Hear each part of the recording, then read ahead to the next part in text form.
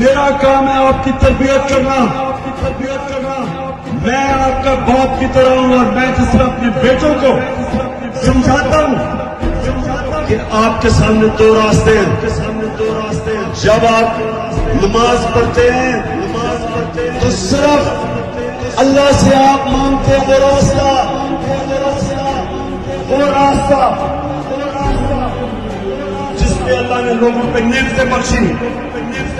آپ اللہ سے کہتے ہیں وہ راستہ نہیں جو تباہی کا راستہ ہے. آپ سب کے سامنے دو راستے. ایک راستہ ہے کہ چوروں کی ہم غلامی کریں، یہ تباہی کا راستہ ہے. دوسرا راستہ کہ ہم اپنے نبی صلی اللہ علیہ وسلم کی سنت پر چلتے ہوئے رائے حق پہ کھڑے ہوں. امر بالمعروف جو قرآن میں اللہ ہمیں حکم دیتا ہے